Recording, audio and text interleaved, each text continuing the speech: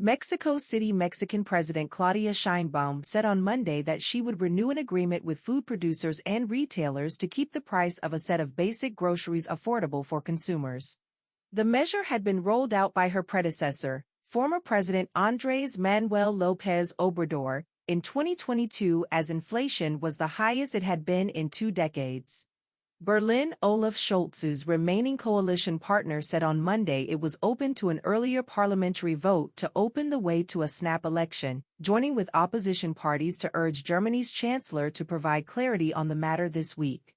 Scholz, a social democrat, had originally planned to call and lose a confidence vote for January 15, the first step under German constitutional rules to triggering a new election, after his three-party coalition fell apart last week. Jerusalem, Israel's far-right finance minister said on Monday that he hopes Israel will extend sovereignty into the occupied West Bank in 2025. Finance Minister Bezalel Smotrich, who also wields a defense ministry supervisory role for settlers as part of his coalition deal with Prime Minister Benjamin Netanyahu, said he hopes the incoming Trump administration in Washington will recognize an Israeli sovereignty push, according to a statement from Smotrich's office. Washington Donald Trump has chosen Republican Representative Elise Stefanik to serve as U.S. Ambassador to the United Nations, the president-elect said in a statement shared with Reuters on Monday. I am honored to nominate Chairwoman Elise Stefanik to serve in my cabinet as U.S. Ambassador to the United Nations. Elise is an incredibly strong, tough, and smart America First fighter, Trump said. Taiwan on Monday said it had closed a probe into pagers that exploded in Lebanon in September and caused a deadly blow to Iran-backed Hezbollah, saying no Taiwanese citizens or companies were involved. Israeli media reported that Israeli Prime Minister Benjamin Netanyahu claimed responsibility for the attack during a cabinet meeting, telling ministers that senior defense officials and political figures were opposed to the detonation of the pagers but that he went ahead with the operation. The European Union has supplied Ukraine with more than 980,000 shells for the war with Russia and plans to pass the 1 million mark by the end of this year, EU Foreign Policy Chief Josep Borrell said on Monday. The EU initially set out to supply 1,155mm artillery shells by March 2024, but officials later said production capacity was insufficient to meet the target. West Palm Beach, Florida/Washington, the Kremlin dismissed on Monday reports that U.S. President-elect Donald Trump had spoken to Russian President Vladimir Putin in recent days as pure fiction. A source told Reuters on Sunday that Trump, who has criticized the scale of U.S. military and financial support for Kyiv and said he will end the war quickly, had spoken to Putin in recent days. Tokyo Japanese lawmakers voted for Prime Minister Shigeru Ishiba to stay on as leader on Monday, after his scandal-tarnished coalition lost its parliamentary majority in a lower house election last month. Ishiba, who called the snap poll after taking office on October 1, must now run a fragile minority government as protectionist Donald Trump returns to office in main ally the United States, tension rises with rivals China and North Korea, and domestic pressure mounts to rein in the cost of living. Jerusalem/Beirut, Israel said on Monday there was progress in talks about a Lebanon ceasefire and indicated Russia could play a part by stopping Hezbollah rearming via Syria. Although the Iran-backed group said it had not received any new truce proposals. Pummeled by Israel's offensive, Hezbollah said diplomatic contacts were underway involving its backers in Tehran, Washington, and Moscow, whilst reiterating its readiness to fight on, saying it had enough weapons for a long war. Vatican City, the Vatican launched on Monday new artificial intelligence-enabled services for St. Peter's Basilica, allowing virtual access to its Renaissance-era architectural treasures for all and enhanced tours for visitors. The new experiences were unveiled in time for the Catholic Church's Holy Year or Jubilee celebrations in 2025, which come around every quarter of a century. Gaza, Etimad al-Qanu, a Palestinian mother struggling to feed her 7 children, feels abandoned by everyone. She sometimes feels that death is the best way to end her family's suffering after a year of war that has turned Gaza into a bombed-out wasteland gripped by hunger. New York, violence and crime absorb almost 3.5% of Latin America and the Caribbeans. LAC, economic output, depleting funds that could be used in education and assisting the vulnerable, a report by the Inter-American Development Bank, IDB, showed.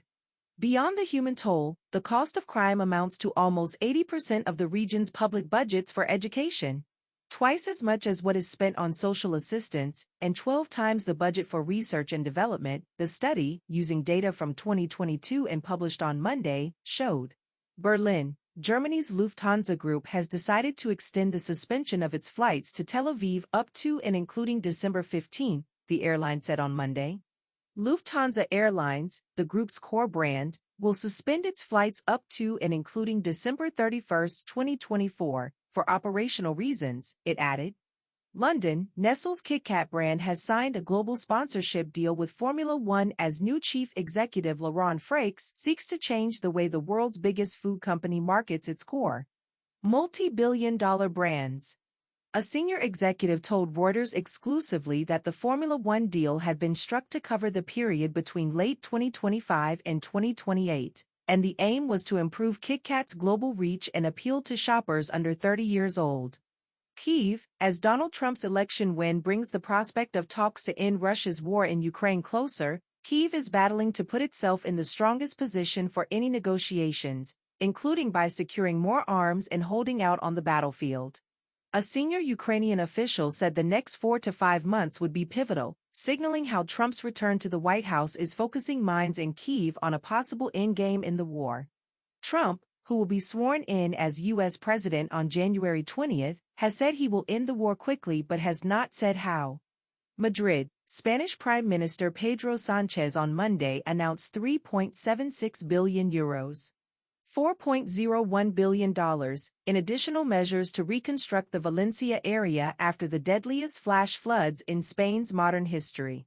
More than 220 people died after torrential rains on October 29 triggered floods that swept through the suburbs south of the regional capital Valencia. The measures are on top of the €10.6 billion in aid announced last week. Berlin, prosecutors have charged Daniela Kleta, accused of being one of the last surviving members of the Red Army faction group that terrorized Germany from the 1970s, with robbery, attempted murder and possession of a firearm.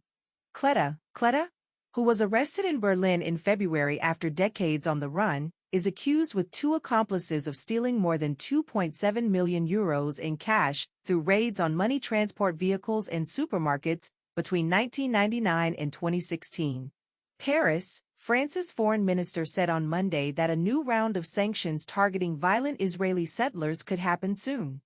We were instrumental in setting up the EU sanctions regime that was already activated 2 times, and that might be activated a 3rd time soon, Jean-Noël Barrot told the Paris Peace Forum. Port 2, Mauritius incumbent Prime Minister Pravind Jugnauth said on Monday his political alliance was headed for a major defeat to a rival coalition led by a 3-time former premier following Sunday's parliamentary election. Jugnauth said the Alliance du Changement, headed by 77-year-old veteran politician Naveen Ramgoolam, was poised to win the vote on the Indian Ocean archipelago of about 1.3 million people. Dubai, Iran's Foreign Minister Abbas Araghchi denied U.S. charges that Tehran was linked to an alleged plot to kill Donald Trump and called on Saturday for confidence building between the 2 hostile countries. Now, a new scenario is fabricated. As a killer does not exist in reality, scriptwriters are brought in to manufacture a third-rate comedy, Araghchi said in a post on X. Paris, Ukraine's allies must not prejudge how Donald Trump will handle the war there. France's foreign minister said on Monday, as French President Emmanuel Macron and British Prime Minister Keir Starmer reaffirmed their support for Kyiv during talks in Paris. Trump has repeatedly criticized the scale of Western aid to Kyiv and has promised to end the conflict swiftly, without explaining how. His victory in last week's presidential election has spurred concerns in Kyiv and other European capitals about the degree of future U.S. commitment to helping Ukraine. London, British Prime Minister Keir Starmer will meet French President Emmanuel Macron on Monday to discuss ways to help Ukraine. After the election of Donald Trump has raised concerns of reduced U.S. support for the war against Russia. Days after Trump was elected to begin a 2nd term as U.S. president in January. Starmer will travel to France, where he will talk with Macron and also become the first British leader to attend French Armistice Day services since World War II. Kolkata. A court in the eastern state of West Bengal began the trial on Monday of a police volunteer accused of raping and murdering a doctor at a government hospital in August, a case that has sparked outrage over the lack of safety for women in India. The woman's body was found in a classroom at the R.G. Kar Medical College and Hospital in the state capital Kolkata on August 9, federal police said. They also said they had arrested a police volunteer, Sanjay Roy, for the crime. London, a British soldier accused of passing sensitive information to Iran's Islamic Revolutionary Guard Corps, pleaded guilty on Monday to escaping from prison while awaiting trial. Daniel Abed Khalifa is on trial at London's Woolwich Crown Court, accused of collecting sensitive information between May 2019 and January 2022. Seoul, South Korea's ruling party proposed a special CHIPS Act on Monday to give chipmakers subsidies and an exemption from a national cap on working hours. To tackle potential risks from measures threatened by incoming U.S. President Donald Trump. The semiconductor industry is critical for the trade-dependent economy, Asia's fourth biggest, with chips making up 16% of total exports last year. Lahore, Pakistan's Punjab province banned most outdoor activities and ordered shops, markets and malls in some areas to close early from Monday to curb illnesses caused by intense air pollution. The province has closed educational institutions and public spaces like parks and zoos until November 17 in places including Lahore, the world's most polluted city in terms of air quality, according to Swiss group IQ Air's live ratings. Iquique, Chile, over 1,000 years ago, the hundreds of giant geoglyphs carved into the desert in northern Chile were a bustling scene. They marked sources of water in the vast arid landscape and were where locals came together to trade skins, animals and fish. Now the carvings are scarred with hundreds of tire tracks from motorcycles and off-road vehicles tearing through the art creations in the landscape and permanently disfiguring them. Ankara. Turkey is pressing the United States to reconsider its support for Kurdish militants in Syria, according to comments by its leaders including President Tayyip Erdogan, who has again floated the possibility of a new cross-border offensive. We are constantly reminding our American counterparts that they need to stop the cooperation they have with the terrorist organization in Syria, Foreign Minister Hakan Fidan was quoted on Monday as telling the Milliyet newspaper. Baku U.S. Climate envoy John Podesta urged governments to keep faith in the country's promise to combat global warming, saying Donald Trump can slow, not stop, the transition from fossil fuels when he returns to office in January. The annual UN Climate Summit began on Monday in Baku, Azerbaijan, with many country delegations concerned Trump's victory in U.S. presidential elections on November 5 would hinder progress to limit planetary warming. Taipei. There is no new stage of talks with the United States at the moment for arms sales, Taiwan's government said on Monday, as the island considers how best to respond to U.S. President-elect Donald Trump's previous demands that Taipei pay for protection. Trump, who won a second term as president last week, unnerved democratically governed Taiwan, which is claimed by China, by saying it should pay the U.S. for its defense and that it had taken away semiconductor business from America.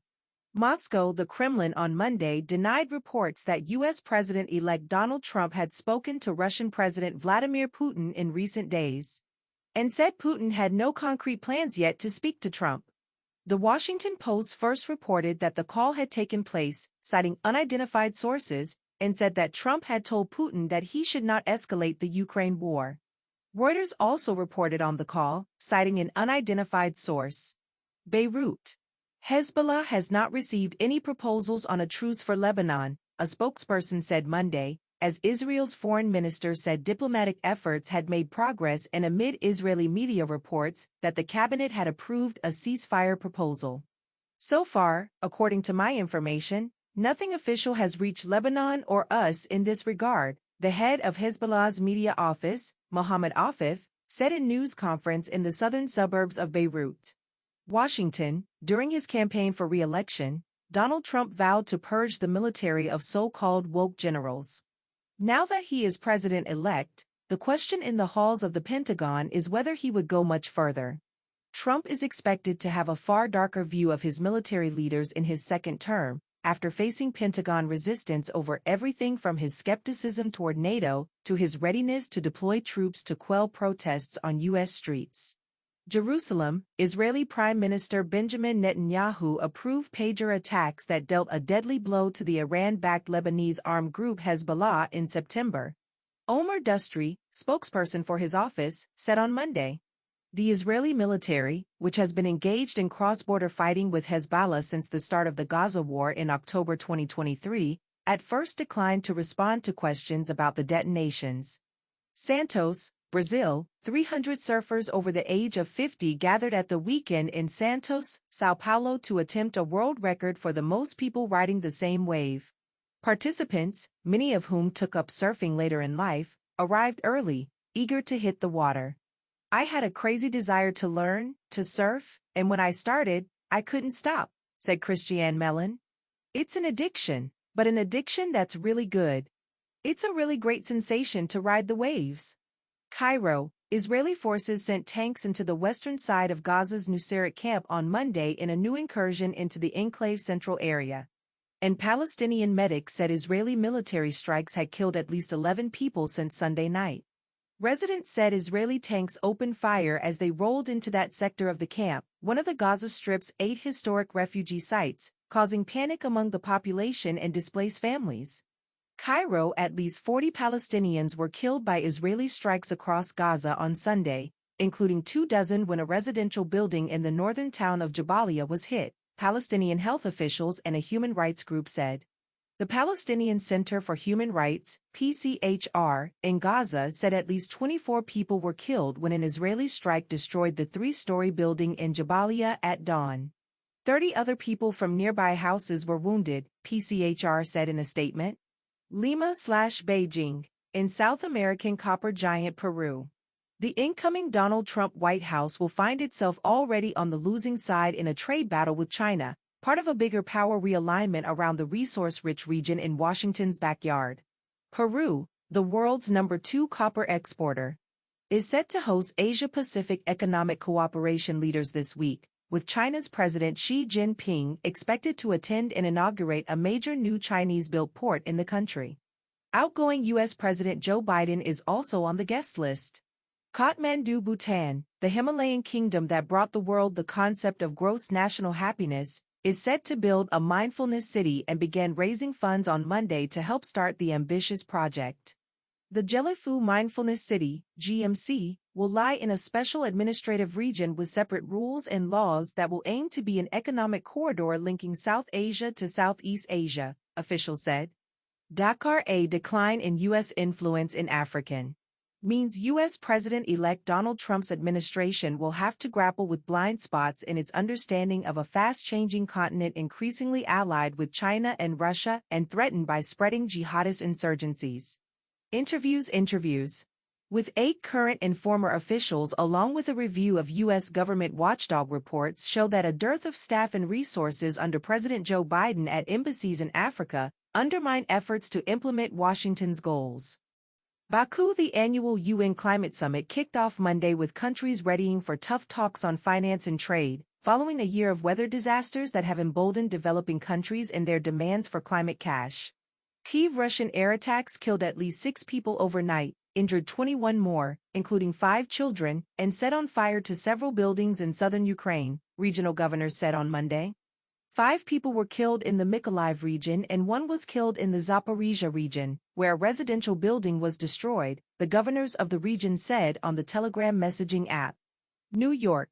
The United States this week will decide whether Israel has made progress toward improving the humanitarian situation in the Gaza Strip and how Washington will respond. National Security Advisor Jake Sullivan said on Sunday as Israel began to make its case. President Joe Biden's administration told Israel in an October 13th letter signed by Secretary of State Antony Blinken and Defense Secretary Lloyd Austin that the longtime U.S. ally must take steps within 30 days on a series of measures or risk restrictions on American military aid. Jakarta, Indonesia said on Monday it does not recognize China's claims over the South China Sea, despite signing a maritime development deal with Beijing, as some analysts warned the pact risks compromising its sovereign rights. Beijing has long clashed with Southeast Asian neighbors over the South China Sea, which it claims almost in its entirety, based on a 9-line on its maps that cuts into the exclusive economic zones, EEZ, of several countries. London, British Defence Minister John Healey said on Monday he expected the incoming Donald Trump administration to remain committed to NATO and to Ukraine in its conflict against Russia for as long as it takes. Asked if support for Ukraine had fallen since Trump's victory in the U.S. presidential election last week, Healey told Sky News, "As far as President Trump goes, he recognizes that countries get security through strength, just as alliances like NATO do." Kyiv. No Russian missiles reached Ukraine on Monday after the Air Force put the country on high alert, reporting that a large number of bombers were taking off from Russian territory for the first time in more than 2 months. In anticipation of what the military expected to be a large-scale attack, Ukraine introduced preventative power blackouts and urged people across the country to seek shelter. Hong Kong. Chinese scientists have recommended a region-specific diet they say is crucial to improving eating habits in the country amid a rise in obesity and lifestyle diseases, and as a means to conserve natural and environmental resources. China in October published its first set of guidelines to standardize the diagnosis and treatment of obesity, with more than half of China's adults already overweight and obese, and the rate expected to keep rising. The government has said that healthier diets are important to treat and prevent obesity. Accra, Ghana's main opposition leader John Dramani Mahama looks set to win December's presidential election. An opinion poll showed on Monday, placing him ahead of his main challenger, ruling party candidate Mohamed Baumia. Former President Mahama, 65, and current Vice President Baumia, 60, are the two main contenders for the December 7th election to replace President Nana Akufo-Addo, who is stepping down in January after 2 terms as head of the gold and cocoa-producing nation. 11 other candidates are also running. Hundreds of people on Monday set out on a 9-day march to New Zealand's capital of Wellington in protest over legislation that would reinterpret a treaty at the heart of race relations in the Pacific country. Convoys of cars and marchers set off after a dawn ceremony at Cape Reinga, in the country's far north, and will stage rallies in towns and cities as they move south, according to Eru Kapakingi, spokesperson for Toitu Te Tiriti or Honor the Treaty. Tokyo Yuichiro Tamaki, the head of the Japanese opposition party that has emerged as kingmaker as lawmakers select the next prime minister on Monday, said a tabloid report about his extramarital affair with the model was basically true. "I apologize for the trouble caused," the Democratic Party for the People, DPP, leader told reporters at a hastily called news conference after tabloid Smart Flash reported the affair on Monday. Beijing, police in central China imposed traffic curbs at the weekend to halt a viral craze in which thousands of university students borrowed share bikes to ride overnight to the city of Kaifeng in search of breakfast. The night riding army, as some participants described it, clogged the highway on Friday. Pictures posted on social media showed a surge in turnout for a rolling flash mob that had been gathering riders for months. The Montreal Longshoremen's Union rejected a final offer made for a new labor contract, leading to a lockout being declared, the Maritime Employers Association, MEA, and the union said on Sunday. The MEA said in a statement the lockout, which will impact nearly 1,200 port workers at the Canadian port that handled 8.7 million metric tons in the third quarter of 2024, has been declared as of 9 p.m. Eastern, 2 o'clock GMT. Russian and Indonesian ships practiced freeing a vessel captured by terrorists and fought unmanned boats during the first joint naval exercises between the two countries in the Java Sea, Russia's RIA state news agency reported on Monday. The joint exercise, which started last week, came as newly inaugurated Indonesian President Prabowo Subianto pledged closer ties with Russia on defense, in a bid to forge links with any country as part of Jakarta's long-held non-aligned foreign policy. London Britain's Princess Kate attended a Remembrance Day event in London on Saturday, in her latest public engagement after undergoing preventive treatment for cancer this year. Kate arrived for the Festival of Remembrance at London's Royal Albert Hall wearing a black dress adorned with a red poppy, which has become a symbol of respect for those who have lost their lives in conflict. Singapore, China's much-anticipated J-35, a stealth aircraft, centerpiece of this week's Zhuhai Air Show, has been more than a decade in the making, but experts say little is known about its capabilities. The first public appearance of the land-based J-35A will take place on Tuesday, a day after the 75th anniversary of the founding of the People's Liberation Army Air Force, PFEA, and will include a flying display. Another variant, the J-35, is designed for use with China's aircraft carriers.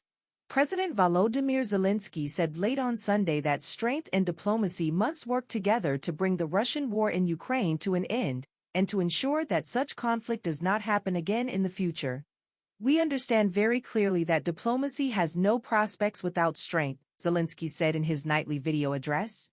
Port-au-Prince Haiti will name entrepreneur and former Senate candidate Alex Didier Fils-Aimé to replace Prime Minister Gary Conille, who was tapped for the role in May, according to a Transitional Presidential Council draft resolution seen by Reuters. The shakeup is the latest blow to political stability in the country, which has been racked with worsening violence.